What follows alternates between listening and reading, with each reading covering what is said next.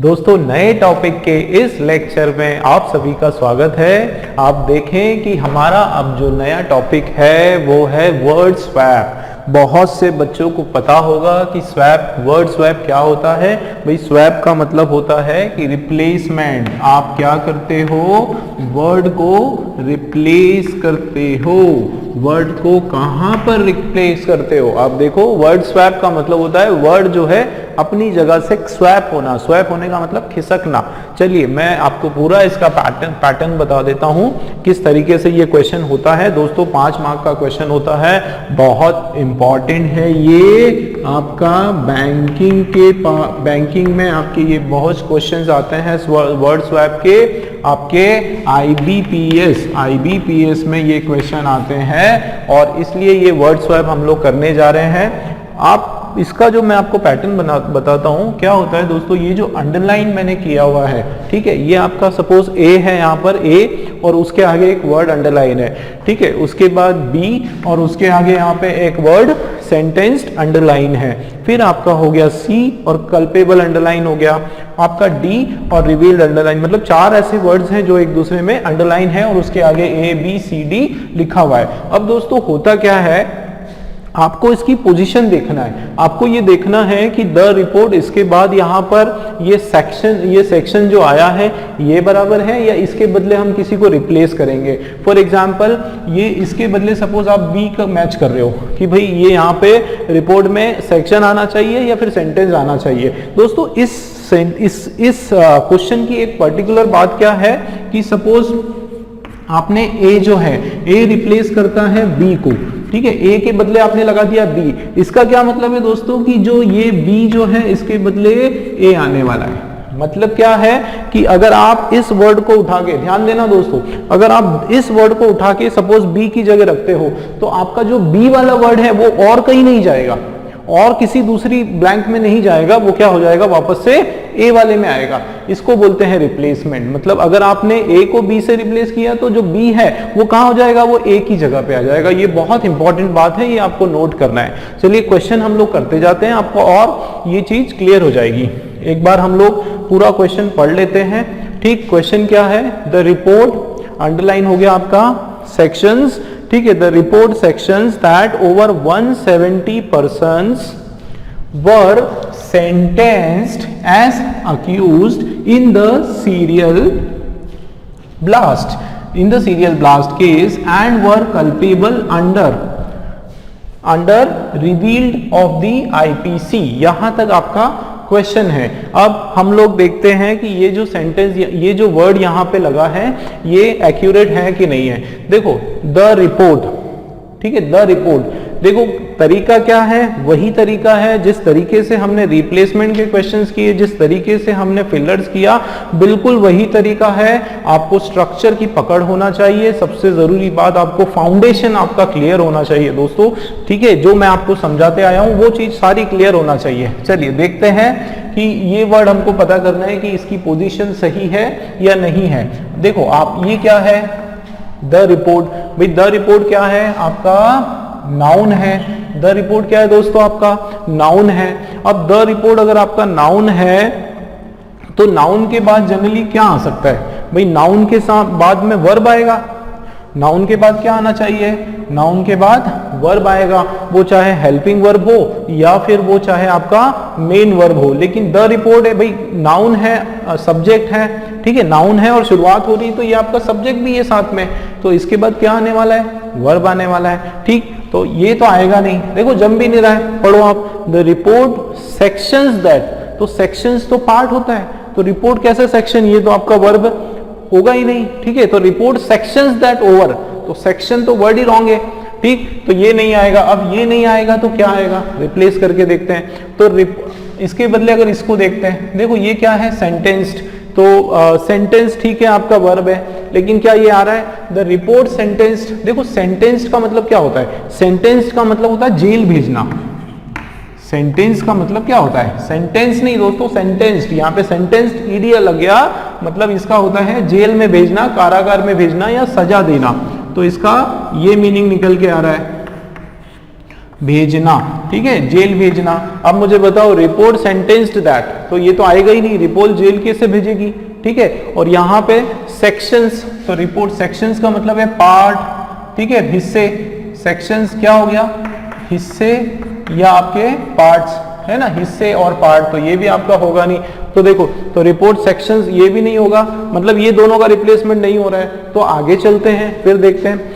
तो the report culpable, दोस्तों culpable जो है ये आपका क्या है, ये आपका एडजेक्टिव है भाई। कल्पेबल क्या है आपका, एडजेक्टिव है। तो एडजेक्टिव तो यहाँ पे द रिपोर्ट कल्पेबल, ठीक है, कल्पेबल भी नहीं। देखो कल्पेबल का मतलब क्या होता है, कल्पेबल का मतलब होता है सजा के योग्य, कल्प्रिट, ठीक है, कल्प्रिट शब्द से बना हुआ है। क्या मतलब होता है, कल्प्रिट मतलब कल्पेबल मतलब सजा देने योग्य, ठीक है। क्या हो जाएगा कल्पेबल मतलब, ये मैं यहां से हटा देता हूं। देखो कल्पेबल मतलब क्या हो जाएगा आपका, सजा के योग्य,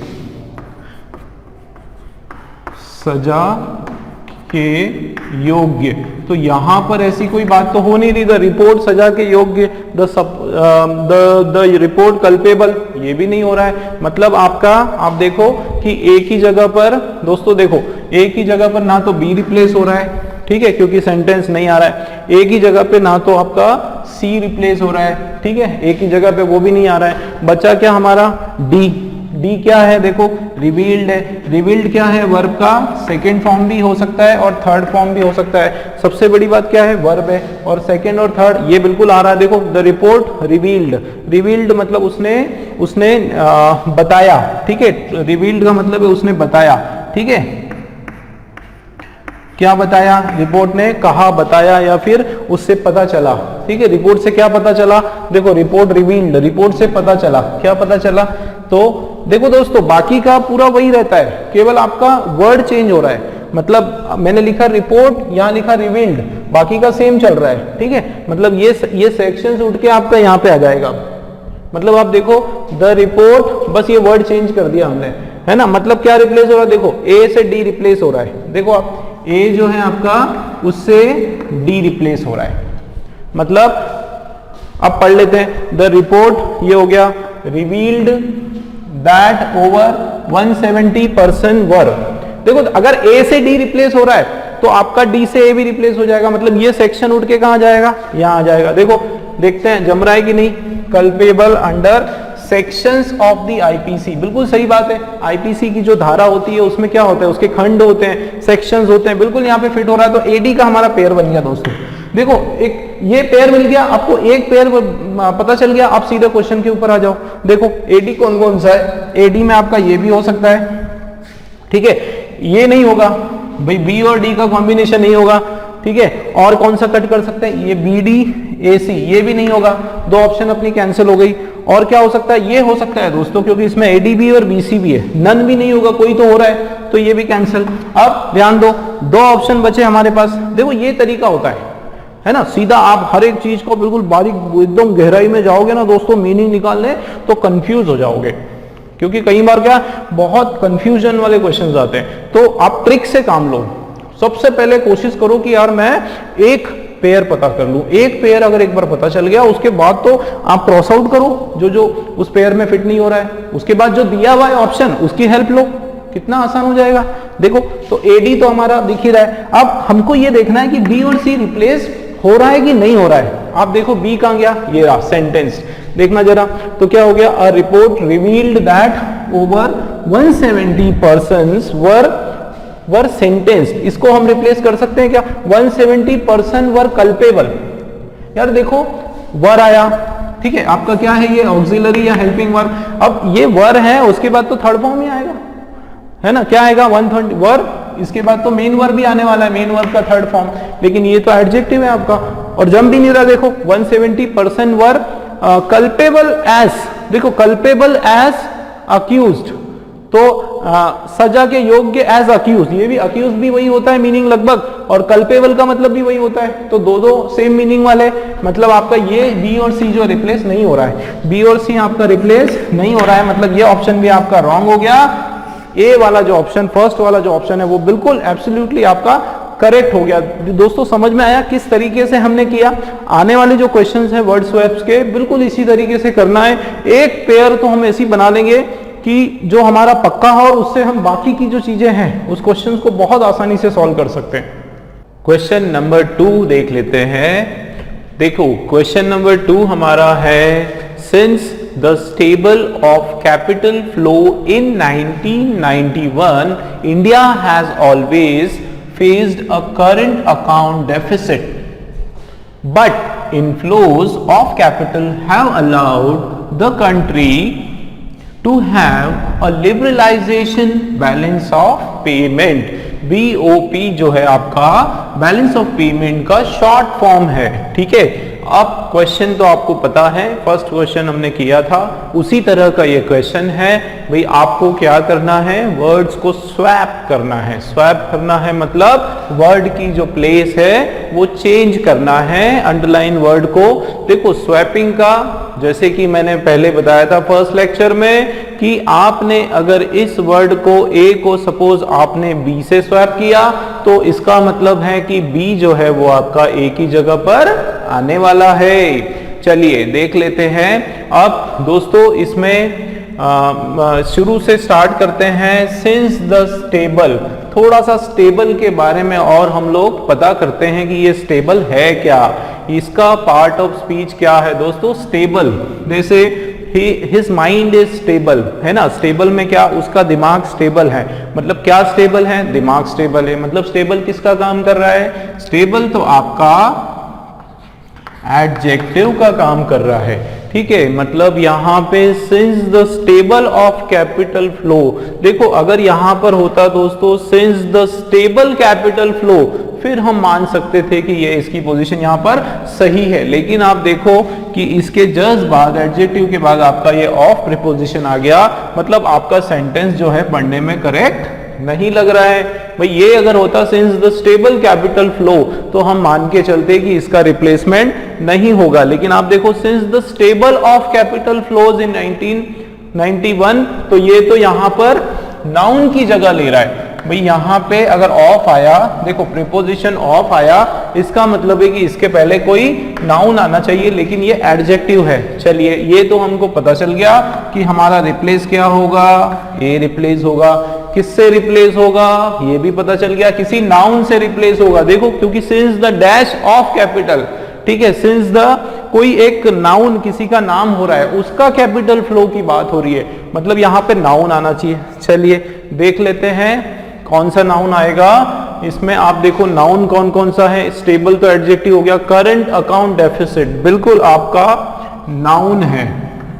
और कौन सा नाउन है देख लेते हैं। अलाउड, अलाउड आपका नाउन नहीं है, V2 या V3 है, वर्ब का सेकंड फॉर्म है या वर्ब का थर्ड फॉर्म है। उसके बाद लिबरलाइजेशन आपका नाउन है। चलिए अब दो नाउन है दोस्तों, दोनों को फिट करते हैं फर्स्ट वाले में। फर्स्ट देखो सिंस द, मैंने बोला since the current account deficit of capital flow, ध्यान देना, since the current account deficit, since the current account deficit of capital flow in 1991 India has always faced stable but inflows। देखो दोस्तों चलो हम मान भी लेते हैं कि आपका बी वाला यहां पे आ रहा है, ठीक है, नाउन हम मान लेते हैं, बी वाला जो है आपका यहां पर आ रहा है, लेकिन आपको ये तो पता है कि ए वाले को यहां आ रहा है कि नहीं आ रहा है, वो देख लेते हैं। आप देखो सिंस द, चलो मैंने बोला since the current account deficit of capital flow in 1991 India has always faced a stable, India has always faced a stable, यहां तक तो ठीक है। उसके बाद फेस्ड अ स्टेबल बट, दोस्तों देखो India has always faced the stable, अगर यहां पे हम कोई एडजेक्टिव लगाते हैं तो जाहिर सी बात है इस एडजेक्टिव के बाद क्या आना चाहिए, adjective is followed by noun. मतलब अगर मैंने यहां स्टेबल लगाया इसका मतलब यहां पर नाउन आना था, लेकिन यहां पर तो कंजंक्शन आ गया, यहां पर आपका क्या आ गया, कंजंक्शन आ गया, ठीक है। तो आपका देखो सेंटेंस का जो फॉर्मेशन है वो अनक्लियर है, आपका स्ट्रक्चर फॉर्म नहीं हो रहा है। भाई समझ में आ रही मेरी बात। देखो मैंने क्या कहा, मैं फिर से एकदम स्टार्टिंग से, कुछ बच्चे जो नहीं समझ पाए बिल्कुल स्टार्टिंग से बता रहा हूं। भाई आप ये देखो, मैंने कहा कि यहां सिंस द, ऐसा सेंस आ रहा है, डैश ऑफ प्रीपोजिशन है, ठीक है, यहां पर प्रीपोजिशन है ऑफ का, तो इसके पहले नाउन आ रहा है, बट यहाँ पे है क्या, एडजेक्टिव है, तो ये एडजेक्टिव है मतलब नाउन आएगा। अब नाउन कौन कौन से हैं, तो नाउन में आप देखो करंट अकाउंट डेफिसिट बिल्कुल आपका नाउन है। दूसरा फिर ये तो आपका वर्ब का सेकंड फॉर्म और थर्ड फॉर्म है, ठीक है। उसके बाद लिबरलाइजेशन बिल्कुल आपका नाउन है, ठीक है, मतलब या तो ये लगाएंगे या फिर हम लोग ये वाला लगाएंगे। अब चलिए हम लोग इसको लगाते हैं। अगर ये करंट अकाउंट डेफिसिट में यहाँ लिखता हूं तो स्टेबल मुझे यहाँ लिखना पड़ेगा। चलो मैं मान लेता हूं कि मैंने यहां पर आपका since the current account deficit fit हो रहा है, ठीक है। तो since the current account deficit of capital flow in 1991 India has always faced, अब मेरे को ये यहां लगाना पड़ेगा, India has always faced the stable. अब क्योंकि मुझे पता है कि ये एडजेक्टिव है, भैया एडजेक्टिव है मतलब उसके बाद नाउन आएगा, तो स्टेबल, स्टेबल के बाद बट आ गया, ये तो कंजंक्शन है, मतलब आपका ये आपका पेयरिंग जो है, किसका पेयरिंग, ए बी का पेयरिंग नहीं हो रहा है, ए बी का पेयरिंग नहीं हो रहा है। देखो ए बी का ऑप्शन कौन कौन सा है, बिल्कुल काट दो, ए बी नहीं हो रहा है, कट कर दो, और कोई ए बी का नहीं, ठीक है। सेंटेंस इज करेक्ट, देखो दोस्तों सेंटेंस करेक्ट तो नहीं होगा क्योंकि फर्स्ट में ही हमने देख लिया कि यहां पर एडजेक्टिव है बट यहां पे नाउन आना चाहिए, तो ये दो ऑप्शन हमारी क्रॉस आउट हो गई। अब आगे बढ़ते हैं। अब दोस्तों देखो, अब मैंने कहा कि यहां कोई नाउन आना चाहिए, अब नाउन एक तो हमारा ये तो नहीं आ रहा है, फिर नाउन का है तो अगला नाउन है लिबरलाइजेशन, ठीक है। अब ये आ रहा है कि नहीं देखते हैं। सिंस द लिबरलाइजेशन ऑफ, बिल्कुल जम रहा है, देखो लिबरलाइजेशन मतलब आजादी देना या ढील देना, उसमें बहुत ज्यादा उसको और ज्यादा लिबरल कर देना, छूट दे देना बहुत सारी। तो देखो since the liberalisation of capital flow, बिल्कुल आ रहा है, फिट हो रहा है, देख लेते हैं। Since the liberalisation of capital flow in 1991 India has always faced a current account deficit but inflows of capital have allowed the country to have a stable balance of payment। देखो दोस्तों stable adjective है, stable यहां पे आएगा adjective है, balance of payment आपका noun है, मतलब ये कॉम्बिनेशन आपका बराबर जम रहा है, मतलब आप बोल सकते हो कि ए और डी का जो कॉम्बिनेशन है वो एकदम करेक्ट है। अब ए और डी के कॉम्बिनेशन में क्या क्या है, तो आपका दोस्तों ये भी सही हो सकता है, और ए डी में और क्या है, ये गलत हो जाएगा। भाई देखो ए और सी तो होगा नहीं क्योंकि सी आपका वर्ब है, तो इसको कट कर दो, ठीक। अब हमारे पास बचा एक तो ओनली एडी वाला ऑप्शन, एक हम देख लेते हैं इसको। आप देखो बोथ बी सी और एडी, अब आप देखो कि बी और सी का हो रहा है कि नहीं इंटरचेंज, बी और सी का इंटरचेंज देख लेते हैं। देखो क्या है, सिंस दी स्टेबल, ये तो क्लियर है हमारा, since the liberalisation of capital flows in 1991 India has always faced a current account deficit. अब इसके बदले में लिखता हूं India has always faced allowed, तो ये तो होगा नहीं भाई, इंडिया हैज ऑलवेज फेस्ड मतलब जाहिर सी बात है यहां पे क्या फेस किया, कुछ नाउन फेस किया, कुछ नाम फेस किया, तो इंडिया हैज ऑलवेज फेस क्या, कोई तो मतलब कोई नाउन आने वाला है, तो ये नाउन यहाँ पे एकदम बराबर लगा हुआ है, यहाँ पे वर्ब नहीं आएगा, मतलब इन दोनों का रिप्लेसमेंट नहीं हो रहा है, ठीक है। हैव, देखो हैव आया तो हैव के बाद तो वर्ब का थर्ड फॉर्म आना ही आना है, मतलब आपका ये कॉम्बिनेशन भी नहीं आ रहा है, मतलब डी वाला भी गलत, मतलब हमारा जो है ओनली ए और डी जो है दोस्तों बिल्कुल एब्सोल्युटली राइट आंसर है। क्वेश्चन थर्ड देख लेते हैं। Question number third says that, देखो आप, the government relieved recently that it had initiated a move to amend the RTE Act 2 years ago। तो ये क्या मीनिंग निकल के आ रहा है इसका कि जो गवर्नमेंट है उन्होंने रिवील किया मतलब उन्होंने एक आदेश पारित किया या रिसेंटली उन्होंने इस चीज को दोहराया, बताया कि रिसेंटली, हाल ही में, रिसेंटली क्या हुआ कि इट हैड इनिशिएटेड, इन्होंने क्या किया, इन्होंने इनिशिएट किया, इन्होंने इस चीज को लागू किया। क्या लागू किया, अ मूव टू अमेंड, एक कदम उठाया। क्या कदम उठाया, अमेंड करने में। अमेंड का मतलब होता है कुछ बदलाव के लिए उन्होंने अमेंड किया, कुछ चेंजेस के लिए the RTE act 2 years ago, मतलब 2 साल पहले जो आरटीई के जो एक्ट है जिसके अंतर्गत शिक्षा का जो अधिकार होता है हर गरीब तबके के लोगों को, उस एक्ट में जो है कुछ ना कुछ अमेंड किया, कुछ ना कुछ बदलाव किया। भाई मीनिंग तो समझ में आ रहा है कि गवर्नमेंट ने इसको रिवील किया। स्ट्रक्चर की बात कर लेते हैं, शुरुआत किससे हो रही है? The government. द गवर्नमेंट, देखो हम लोग क्या करेंगे कि इसके साथ साथ इसका पूरा जो स्ट्रक्चर है वो भी समझने की कोशिश करेंगे, है ना, ताकि हम लोग उसको पकड़ पाएं कि पार्ट ऑफ स्पीच क्या है, इसकी पोजीशन सही है कि नहीं है। देख लेते हैं। द गवर्नमेंट आपका क्या हो गया भैया? सब्जेक्ट हो गया। सब्जेक्ट में क्या लिखा हुआ है भैया? नाउन लिखा हुआ है सर। कैसा सब्जेक्ट है? देखो सारी इंफॉर्मेशन, कैसा सब्जेक्ट है? सिंगुलर सब्जेक्ट है। अब देखो द गवर्नमेंट और इधर यहाँ पे रिवील्ड। अब आप देखो कि सब्जेक्ट या नाउन है, उसके बाद आपका वर्ब आ सकता है। भाई सब्जेक्ट और नाउन उसके बाद वर्ब आता ही है, गवर्नमेंट ने रिवील किया, इसका मीनिंग बिल्कुल कंप्लीट हो रहा है। देखो आप, द गवर्नमेंट रिवील्ड, वर्ब का सेकेंड फॉर्म या फिर वर्ब का थर्ड फॉर्म आ सकता है। तो गवर्नमेंट ने रिवील किया। क्या रिवील किया? फिर से दोहराया या बताया, रिसेंटली। देखो क्या रिवील किया? रिसेंटली। अब ये आपका रिसेंटली एडवर्ब हो गया, एडवर्ब हो गया। ठीक है दोस्तों, इसका क्या मतलब है? भाई इसका मतलब है कि आपका ए पोजीशन चेंज नहीं होने वाली है, ए पोजीशन को रिप्लेस नहीं करेंगे। ए जो है आपका किसी से भी कॉम्बिनेशन नहीं बनाएगा। ए जो है वो किसी से भी कॉम्बिनेशन क्यों नहीं बनाएगा? क्योंकि ए रिप्लेस नहीं हो रहा है। अब आप सीधा आ जाओ क्वेश्चन पे, बताओ ए से सी बनेगा क्या? नहीं बनेगा। क्यों? क्योंकि देखो द गवर्नमेंट रिवील्ड, इधर वर्ब ही चाहिए हमको, बट इधर गवर्नमेंट अगो, ठीक है, ये तो अगो हो गया, ये तो आपका एडवर्ब हो गया। ठीक है, तो अगो बिफोर, तो ये तो आपका एडवर्ब हो गया, ये नहीं आएगा। मतलब आपका ए सी बिल्कुल कट कर दो। सीधा हम लोग क्वेश्चन पे आ जाओ, ऑप्शंस पे बिल्कुल कट कर दो। ए से और क्या रिप्लेस नहीं होगा? ए से डी भी नहीं होगा, ये भी पूरा आपका कट हो गया। क्यों नहीं होगा ए से डी सर? सॉरी, ये अबो था तो ये अगो डी वाला, ये भी नहीं होगा।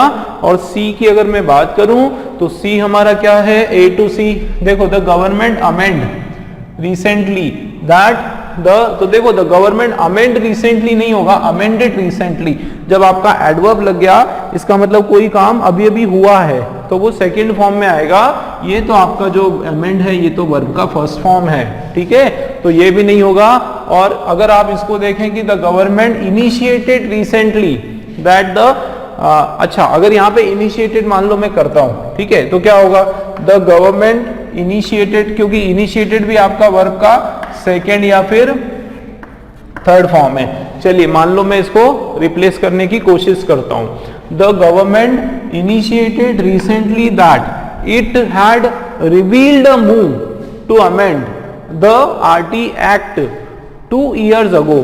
तो देखो द गवर्नमेंट इनिशिएटेड रिसेंटली, देखो इनिशिएटेड रिसेंटली। दोस्तों एक बात बताओ, इनिशिएटेड, इनिशिएटेड जो वर्ड है उसका मतलब होता है किसी चीज की शुरुआत करना, किसी चीज को आगे बढ़ाना, किसी चीज को आगे बढ़ाना, आगे बढ़ाना।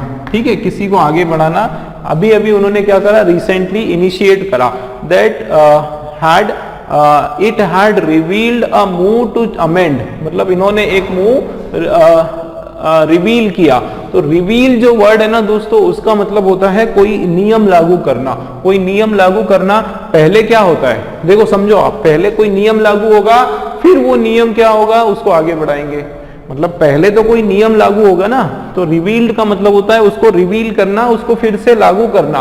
कोई नियम अगर है, कोई बदलाव अगर है, कोई चेंजेस है, तो उसको रिवील करना, मतलब उसको फिर से, उसको अमेंड, उसको उसमें आपको उसको आप ये बोल सकते हो कि उसको कानून के दायरे में लाना। तो पहले तो इन्होंने ये काम किया भाई, पहले रिवील किया, उसके बाद फिर उसको इनिशिएट किया। समझ में आ रही मेरी बात? तो पहले आपका ये वाला एक्शन हुआ, उसके बाद आपका जो इनिशिएट करने का, उसको मुंह को आगे बढ़ाने का एक्शन हुआ। तो ये पोजीशन आपकी चेंज नहीं होगी, मतलब आपका ए और बी जो है वो चेंज नहीं होगा। ए और बी का रिप्लेसमेंट भी यहाँ पे नहीं होगा, मतलब आपका ए और बी भी बिल्कुल रॉन्ग हो गया। अब क्या बचा हमारे पास? ऑप्शंस और देख लेते हैं। ए सी हमारा रॉन्ग हो गया, ए से कोई रिप्लेसमेंट नहीं हो रहा है, ये 3 रॉन्ग हो गया।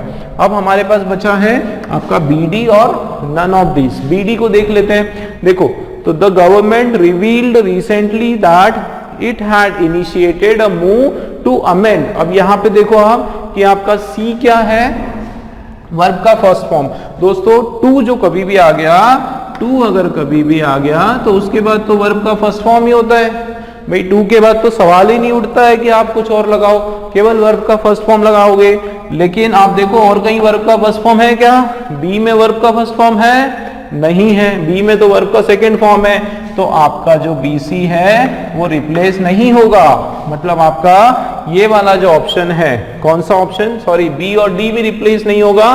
क्यों नहीं होगा? क्योंकि इधर देखो इट हैड, ये देखो वर्ब का हैड आया, कभी भी हैड आया तो वर्ब का थर्ड फॉर्म ही आना है। बट यहां तो हैड अगो, हैड के बाद अगो नहीं होगा, मतलब बी के बाद डी का कॉम्बिनेशन भी नहीं जम रहा है, ये भी कैंसल। मतलब हम बोल सकते हैं कि नन ऑफ दीज, इसका क्या मतलब है कि all are arranged at a right place, all the words are arranged at a right place, there is no replacement, there is no change। okay, देखो बिल्कुल करेक्ट है ये। the government revealed, गवर्नमेंट ने रिवील किया अभी हाल ही में कि it had initiated, that इन्होंने, किसने? गवर्नमेंट ने। ये इट किसके लिए आया? गवर्नमेंट ने। इट हैड इनिशिएटेड, क्या इनिशिएटेड? अ मूव, एक मूव आगे बढ़ाया। क्यों? बदलाव लाने के लिए। किसमें? आरटी में, to amend the RT act 2 years ago। अब देखो टाइम है 2 years टाइम है, उसको आपको ये एडवर्ब अगो उसको डिस्क्राइब कर दिया। मतलब आपका इसमें no error, no corrections, none of these, सारा आपका करेक्ट है। क्वेश्चन नंबर 4 है the leader also contracted the fresh number of people who have gave COVID-19 disease, saying that there are 36 cases that till Tuesday, but they have gone up to 45 till Friday। तो भाई question Covid के बारे में है, Covid की information के बारे में कुछ है। Leader also contracted the fresh number of people. भाई आप एक बात बताओ, कॉन्ट्रैक्टेड का मतलब होता है पीड़ित होना। कॉन्ट्रैक्टेड का मतलब होता है पीड़ित होना। प में बड़ी ई की मात्रा आएगी, पीड़ित होना। तो अब यहां पर आप मुझे बताओ कि the leader also contracted, leader जो थे ना वो भी कॉन्ट्रैक्ट हो गए, लेकिन वो क्या कॉन्ट्रैक्टेड हो गए? Fresh number of people. ये कौन सी बात हो गई भाई? फ्रेश नंबर ऑफ पीपल कैसे? इसका मतलब क्या समझ में आ रहा है कि ये इसकी पोजीशन जो है वो चेंज होगी। 1 जो है वो रिप्लेस होगा। अब किससे रिप्लेस होगा देख लेते हैं। इसके पार्ट ऑफ स्पीच क्या है भी? कॉन्ट्रैक्टेड आप देखो वर्ब का सेकेंड हो सकता है, वर्ब का थर्ड फॉर्म हो सकता है। नेक्स्ट हमारा क्या है? फ्रेश। फ्रेश आपका एडजेक्टिव है, और एडजेक्टिव है तो हमेशा वो नाउन के पहले आता है। आप देखो नंबर ऑफ पीपल आपका नाउन है भाई। नंबर क्या है? आपका नाउन है। नंबर ऑफ पीपल आपका नाउन है, मतलब फ्रेश की पोजीशन सही लग रही है, सही जगह पर लग रही है कि फ्रेश नंबर ऑफ पीपल, बिल्कुल ठीक है। गेव जो है वो वर्ब का सेकेंड फॉर्म है। दोस्तों हमको पता है कि कभी भी हैव आया तो उसके बाद वर्ब का सेकेंड नहीं, वर्ब का थर्ड फॉर्म लगता है, ठीक है, क्योंकि परफेक्ट टेंस में होता है तो वर्ब का थर्ड फॉर्म लगता है। चलिए आगे देख लेते हैं। गॉन। गॉन जो है वो आपका वर्ब का थर्ड फॉर्म है, ठीक। अब हम क्या करते हैं, हमको ये पता चल गया कि यहाँ हैव के बाद वर्ब का थर्ड फॉर्म लगता है। अब हम लोग थर्ड फॉर्म लगाते हैं। किसको लगाएंगे? पहले हम लगा देते हैं, चलिए द लीडर ऑल्सो, इसको लगाते हैं, ये भी वर्ब का। तो द लीडर ऑल्सो, अगर मैंने यहाँ पे इसको मैं रिप्लेस कर रहा हूँ 1 और 3 को, अगर सपोज 1 और 3 को मैं रिप्लेस कर रहा हूँ तो उस कंडीशन में ये गेव उठ के यहाँ जाएगा और कॉन्ट्रैक्टेड उठ के यहाँ पे आएगा, ठीक है। मतलब क्या लिखूंगा कि the leader also gave the fresh. देखो लीडर ने दिया, ध्यान देना, लीडर ऑल्सो गेव क्या दिया? The fresh number of people who have contracted, fresh number of people who have contracted covid.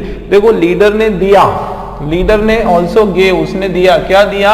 The fresh number of people, उन लोगों को also gave the fresh number of people who have contracted, ये तो यहाँ तो fit लग रहा है कि हु हैव कॉन्ट्रैक्टेड कोविड-19 disease, saying that there are 36 cases till Tuesday but they have gone up to 45 till Friday. तो आप देखो कि the leader also gave the fresh number of people who have contracted कोविड-19 disease, saying that, ठीक है। तो leader also gone the fresh number of people, देखो gave तो फिर भी ठीक है, गॉन तो आएगा नहीं, ठीक है भाई, गॉन तो आने वाला नहीं है। 1 2 3 4 बराबर है। देखो लीडर, तो ये रिप्लेसमेंट चलो मान के चलते हैं हम लोग, हम अभी ये मान के चलते हैं कि 1 और 3 का रिप्लेसमेंट हो रहा है। हम ये देखते हैं दोस्तों कि क्या हमारे पास कोई और ऑप्शन अवेलेबल है भाई। अगर मान लो मैं 1 और 3 नहीं लिख रहा हूं तो क्या मैं कुछ और लिख सकता हूं?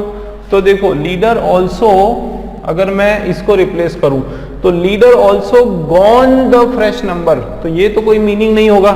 तो leader also gone the fresh number, मतलब आप देखो कि 1 और 4 का कॉम्बिनेशन नहीं जम रहा है, नहीं जम रहा है। चलिए फिर मैं देख लेता हूं कि द लीडर ऑल्सो, कुछ बचा नहीं, बस फ्रेश तो अपनी जगह पे सही लग रहा है भाई। लीडर ऑल्सो फ्रेश दी तो लिखेंगे नहीं हम लोग, ठीक है।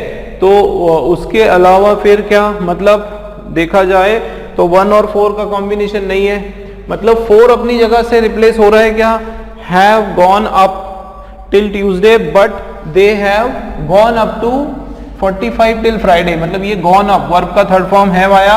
और इसमें यही बात हो रही है दोस्तों कि आपका जो नंबर है, जो केसेस है, वो अप टू कहां तक चले गए, जाने की बात हो रही है। अप टू कहां तक चले गए, 45 तक चले गए, मतलब इसकी पोजीशन सही है, मतलब आपका 4 रिप्लेस नहीं होगा, मतलब आपका 4 वाला रिप्लेस नहीं होगा किसी से भी। 1 और 2 का रिप्लेसमेंट हो रहा है क्या, the leader also contracted the fresh number, इसको ऐसे लिख सकते हैं क्या, the leader also fresh the contracted number, नहीं लिख सकते, मतलब आपका कौन सा गया, 1 2 गया, और नन ऑफ दी अबव तो होगा नहीं, कुछ ना कुछ तो एरर यहाँ पे हमको लग ही रहा है, क्योंकि यहाँ वर्ब का थर्ड फॉर्म आता है, ये भी नहीं होगा, मतलब हमारा फर्स्ट वाला जो सी वाला है, फर्स्ट और थर्ड का कॉम्बिनेशन एकदम करेक्ट है दोस्तों। क्या हो जाएगा, the leader also gave the fresh number of people who have contracted COVID-19 disease, saying that there are 36 cases till Tuesday but they have gone up to 45 till Friday। तो कौन सा वाला सही है, सी वाला आपका सही है।